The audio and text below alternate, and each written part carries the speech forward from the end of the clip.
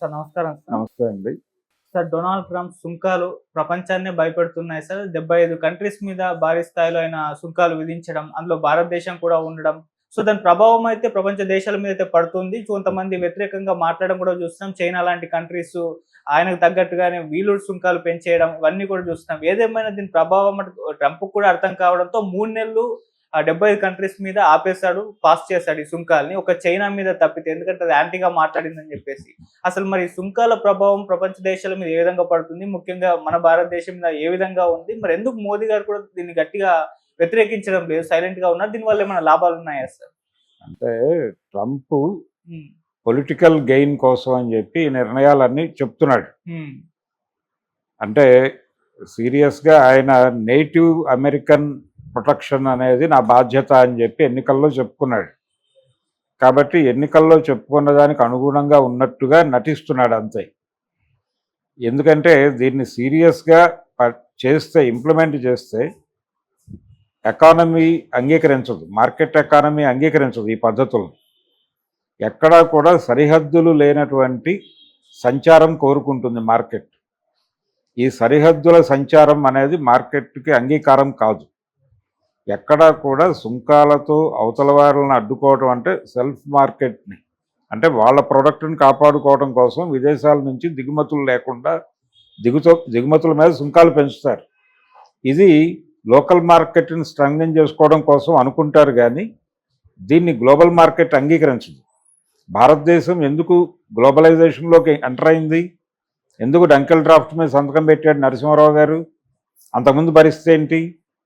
అంతకుముందు పరిస్థితి ఇక్కడికి ఎవరన్నా రావాలంటే, ఏదన్నా చేయాలంటే బోల్డ్ ప్రొసీజర్, వ్యవహారం, చాలా లైసెన్స్ రాజ్యం అన్నారు కదా.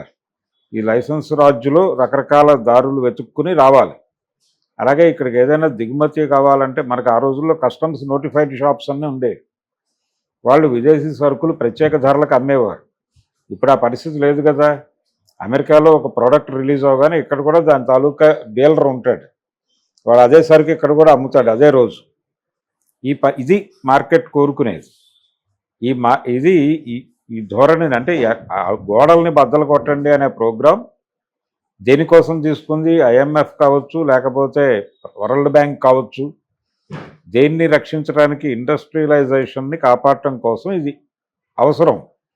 ఎందుకు అవసరము అంటే, యంత్రం అనేది అది దాని రోజువారీ ఉత్పత్తిని ప్రపంచం మీదకి డంప్ చేస్తుంది. డంప్ చేసినప్పుడు రిస్ట్రిక్ట్ అయితే అది నష్టం అయిపోతుంది, వేస్ట్ అయిపోతుంది. ఆ ప్రోడక్ట్ని తీసుకెళ్ళి సముద్రంలో పారేయాలి. అందుకని ఎటువంటి ఇబ్బంది లేకుండా తన సరుకు ప్రపంచం అంతా వెళ్ళిపోవాలి. మనిషి ఎక్కడుంటే అక్కడికి సరుకు వెళ్ళిపోవాలి. వాడు కొంటాడా కొండా అనేది వేరే కూడా, వాడి చేత కొనిపిస్తారు. వాడి చేత అలా కొనిపించాలో కూడా వీళ్ళకి ఒక వ్యూహం ఉంటుంది. ప్రతి వాడికి దాన్ని అవసరంగా మారుస్తారు, అవసరంగా మార్చి దాన్ని వాడి చేత కొనిపిస్తారు. ఈ కొనిపించటము, అమ్మటము, మార్కెటింగు స్ట్రాటజీలు ఇవన్నీ పెద్ద భారీ ఎత్తున అమలు జరుగుతున్నటువంటి ప్రపంచంలో మనం ఉన్నాం. మనిషి సరుకుగా మారిపోయిన ప్రపంచంలో అడ్డుగోడలు అనేవి కుదిరే వ్యవహారం కాదు. అలాగే మా నాగరికత కాపాడుకుంటాం, మా భాషను కాపాడుకుంటాం, ఇలాంటివి కూడా కుదిరే పనులు కావు. ఇవన్నీ విచ్ఛిన్నం అయిపోతాయి. గ్రామీణ నేపథ్యము, పట్టణ నేపథ్యము, నగర నేపథ్యము ఇవన్నీ లేవు. ఇప్పుడు ఒకటే నేపథ్యం, మార్కెట్ నేపథ్యం మాత్రమే ఉంది. అందుకని మీకు ఇంటర్నెట్ అనేది వచ్చేసిన తర్వాత గ్రామంలో ప్రజలు ఏం ఆలోచిస్తున్నారో నగరాల ప్రజలు అదే ఆలోచిస్తున్నారు. వీళ్ళ ఆలోచనలకి మధ్య తేడాలు చెరిగిపోయినాయి. ప్రతి చోట అడ్డుగోడలు తొలగిపోయినాయి. ఈ అడ్డుగోడలు తొలగిపోతున్నటువంటి సందర్భమే మార్కెట్ ఎకానమీకి కావాలి. వాళ్ళ నీడు వీళ్ళ నీడు ఒకటే. వారు పిజ్జాయే తింటారు, వీరు పిజ్జాయే తింటారు. వీరేదో రోటి పచ్చడి వేసుకుని తింటారు అని అనుకుంటున్నాం మనం. నెమ్మదిగా అవి కూడా రద్దయిపోతాయి, అవి కూడా కార్పొరేటైజ్ అవుతాయి. ఏదో ఒక పెద్ద కంపెనీ వాడు రోటి పచ్చడి తీసుకొచ్చి మీ ఇంటికి ఇస్తాడు, కంది పచ్చడి. అది తింటారు మీరు ప్రీమియం రేట్ కట్టి.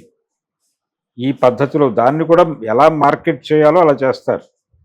ఈ మార్కెటింగ్ స్ట్రాటజీల్లోకి ప్రపంచం వెళ్ళిపోయిన తర్వాత నేటివ్ అమెరికన్ ఓటును కాపాడుకోవడానికి, ఆయన ఇచ్చినటువంటి హామీలను నిలబెట్టుకోవడానికి ఈ దేశంలో ఉన్నటువంటి ఎక్సెస్ పీపుల్ని పంపించేస్తాను, తద్వారా మీ ఉపాధి అవకాశాలు దెబ్బతినకుండా చూస్తాను. అలాగే అవుట్సోర్సింగ్ మీద బతుకుతోంది American industry. Out sourcing majority చేస్తున్నటువంటిది ఇండియాలో ఉన్నటువంటి జనాలే చేస్తున్నారు ఆ పని ఎక్కువగా. ఇండియాలో ఉన్నటువంటి సాఫ్ట్వేర్ కంపెనీలు అన్నీ కూడా అక్కడి నుంచి వచ్చినటువంటి అవుట్ సోర్సింగ్ మీద పడి బతుకుతున్నారు. వీళ్ళందరికీ అమెరికాలో సెలవులే వీళ్ళ సెలవులు తప్ప ఇండియాలో సెలవులు వీళ్ళకి కాదు. వీళ్ళు ఆ రోజున కూడా దసరా రోజు కూడా వెళ్ళి ఉద్యోగం చేయాలి, సంక్రాంతి రోజు కూడా రాత్రిపూట వెళ్ళి ఉద్యోగం చేయాలి. వీళ్ళు అమెరికాలో హాలిడే రోజు మాత్రమే వాళ్ళకి సెలవు ఇస్తారు. ఇక్కడ కూడా ఆ పరిస్థితిలో బతుకుతున్న జీవాలు ఎన్నున్నాయి. ఇప్పుడు సైబరాబాదు ఈ ప్రాంతాల్లో ఉద్యోగాలు చేసే వాళ్ళందరూ పగలు వెళ్తున్నారా ఆఫీసులకి, రాత్రి వెళ్తున్నారా? అమెరికన్ టైమింగ్స్లో పనిచేస్తారు వాళ్ళు, ఇండియన్ టైమింగ్స్లో పడుకుంటారు. ఇది కదా జరుగుతున్న ప్రపంచం. దీన్ని ఎందుకు ఇలా జరుగుతుందంటే తక్కువ డబ్బుల్లో పని అయిపోతుంది కాబట్టి అవుట్ సోర్సింగ్ ఇస్తున్నారు. ఇప్పుడు వాడు లోకల్ పీపుల్ని తీసుకోవాలంటే అక్కడ ఉండేటువంటి సమస్యలు అడిగి ఉంటాయి. కానీ దాన్ని బ్యాలెన్స్ చేయాలి. ఆ బ్యాలెన్స్ చేయమని ఇండస్ట్రీ మీద ప్రెజర్ చేయడం కోసం ఈ ప్రయోగాలన్నీ చేస్తున్నాడు ఆయన ట్రంప్. మీరు దీన్ని అక్నాలెడ్జ్ చేయండి, ఈ ప్రెజర్ ఉంది, ఈ ప్రెజర్ని అక్నాలెడ్జ్ చేయండి అని. రెండోది, చైనాతో ఉన్న సమస్య ఏంటి? వీళ్ళకి చైనా మీద వాళ్ళు రకరకాలుగా ఆధారపడి ఉన్నారు. చైనా డిమాండ్ చేసే పరిస్థితుల్లో ఉంది, చైనా గొడవ పడే పరిస్థితుల్లో ఉంది, అవసరమైతే అమెరికాని చంపేసే పరిస్థితుల్లో ఉంది. కారణం ఏంటంటే మ్యాన్ పవర్ని ఎలా వినియోగించుకోవాలో వాళ్ళకి తెలిసినట్టుగా ప్రపంచంలో ఏ దేశానికి తెలియదు.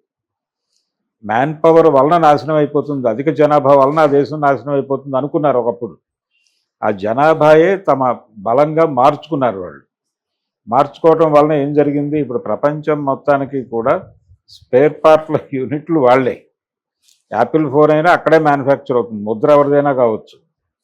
కానీ ఈ ప్రపంచంలో ఏ టెక్నాలజీకైనా వాళ్ళే చేస్తున్నారు, ఉత్పత్తి అక్కడే జరుగుతుంది, బ్రాండింగ్ ఎవరిదైనా కావచ్చు.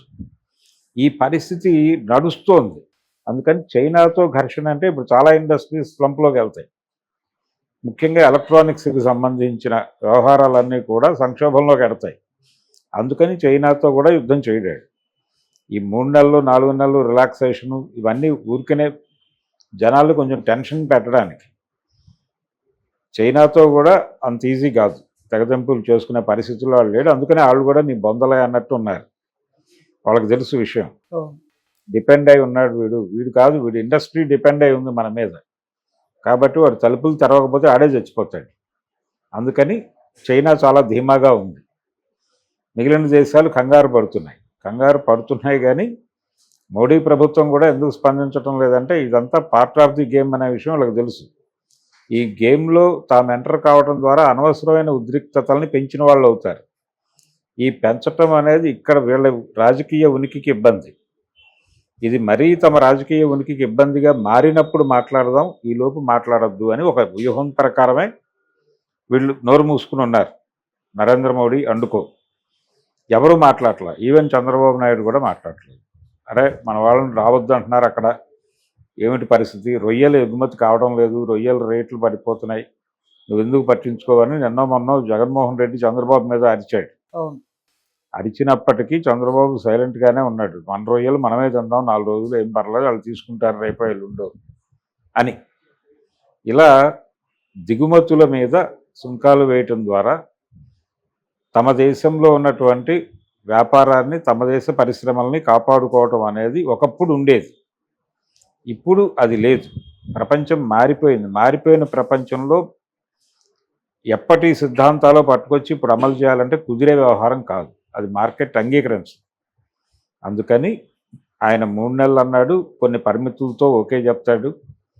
రేపొద్దున మళ్ళీ సజావుగా అన్నీ యథావిధిగా నడుస్తాయి. అది అనివార్యం.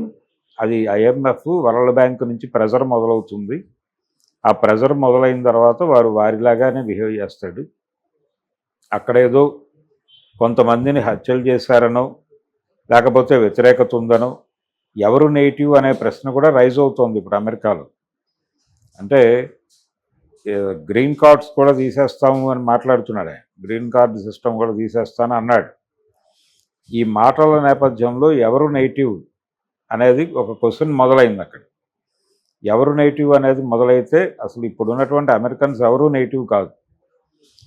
అది ఒక కాలనీ. అక్కడికి మేజర్గా వచ్చింది ఇంగ్లాండ్ నుంచి వచ్చారు.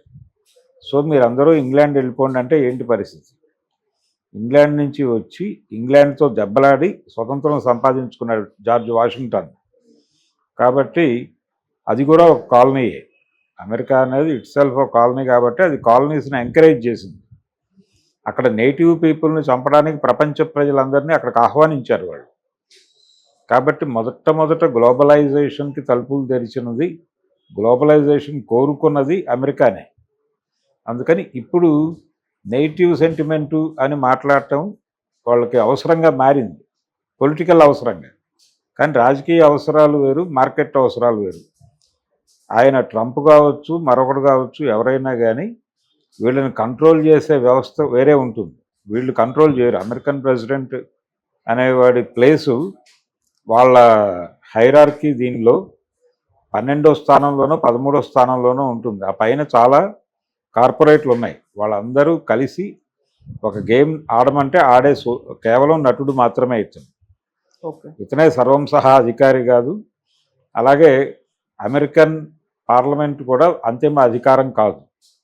వాళ్ళు ఏ నిర్ణయం చేయాలన్నా వాళ్ళ మీద 12, 13 ఉన్నాయి లేయర్స్.